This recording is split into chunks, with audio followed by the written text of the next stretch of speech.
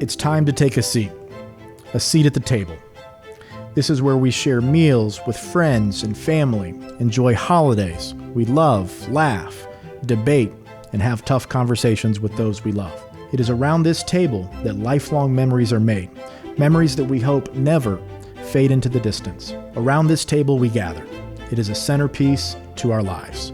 Yet this table did not start its journey here. It started as a small seed planted beneath the surface in fertile soil in need of water. As it began to grow, a sprout is birthed, stretching towards the sky and reaching its roots deep into the earth. As the seedling begins to transform into a sapling, the tree grows stronger. Every year, stronger and stronger. The roots reach deeper, the timber higher.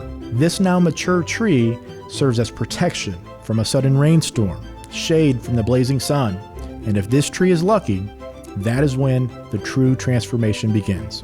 For Isaac Garcia, a Houston artist and owner of Once a Tree, his passion for transforming trees that spent decades in the forests of Costa Rica, Mexico, and Texas into handcrafted, one-of-a-kind masterpieces has been his lifelong passion for 16 years.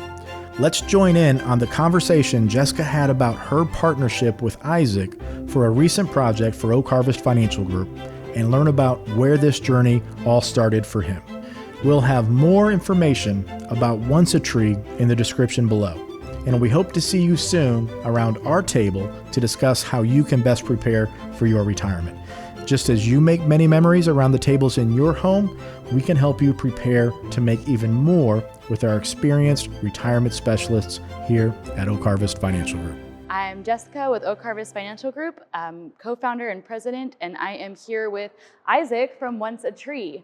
And I wanted to do a little off-the-cuff YouTube video today to tell you about the wonderful shop that is Once a Tree and how Oak Harvest and Once a Tree are collaborating to design some conference room tables that will sit around and meet with our clients and talk a little bit about retirement planning. So I'd like to introduce you to Isaac. Isaac and I are just gonna chat a little bit about how we met. I found Isaac on Instagram. I was searching for a live edge table to adorn our office with. And at the time, in our budget, we only had enough budget to have a little coffee table, and it's been such a wild success having that table in the conference, in the lobby area, that we wanted to, as we expand, add some pieces. And so I reconnected with Isaac and Once a Tree and wanted to just introduce you to him, the work that he's doing here. And Isaac, if you would just tell me a little bit about, and our viewers, a little bit about how you got started in the business. You shared with me a story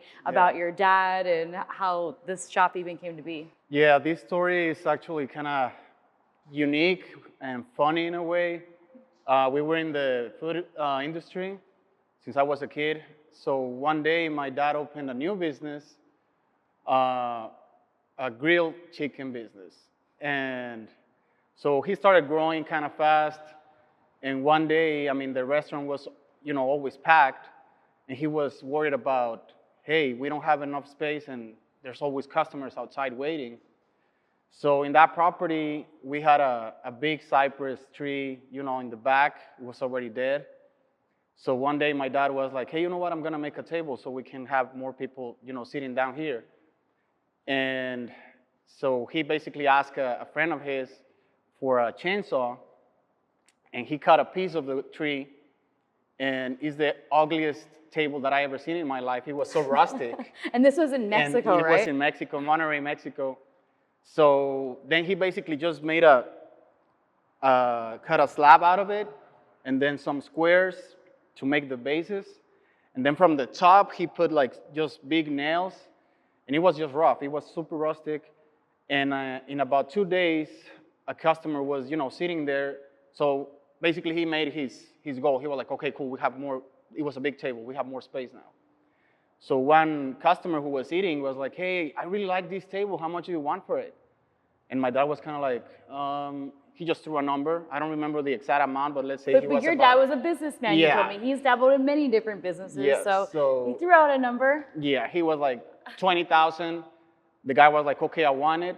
20,000 pesos. Yeah. Different than dollars. Yeah. And then the tree was so big, and he made another table out of it. And the same thing happened like about 4 or 5 times.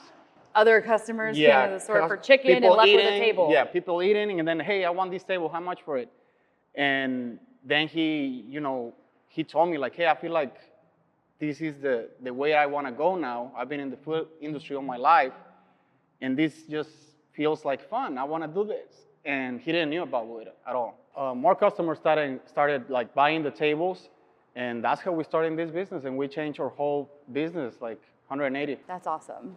And you've worked since you were like 10 years old, you told me. Yeah. So you are no stranger to work, and whenever I come into the shop, I refer to your work as your art, because in my opinion, you really are an artist, and I really appreciated your ability to like color match our logo for the epoxy and the table, and it was just something so unique. It's a statement piece that we have in our lobby. It's the first thing that people see when they come in, and they're always commenting on it. Mm-hmm. So tell me a little bit about what the process is like in creating the tables, and do they still come from Mexico? Yeah, your dad's still involved? Yeah, well, my dad, he's still involved, and the wood, this kind of wood is Guanacaste. It's a wood from Costa Rica. Very cool. And we have, some local wood from here, from Houston, Texas, some wood from Mexico. The way it works, since everything is custom, I always love to talk first with the customer, so that way I can kind of understand what he or she wants. Like in your case, yeah. Whenever we talk, I was like, basically I already had it in my head, like, okay, I know what she wants. And then I start showing you, pieces, different pieces. Once you like one piece, I work with that one. Again, customizing the shape, the size, the colors. And yeah, that's pretty much it. What kind of trees are they typically, are the tables made out of? The Guanacaste is the best seller. Okay. Then the cypress, Montezuma cypress, is the biggest tree in the world. Yeah, those are the 2 best sellers. Awesome.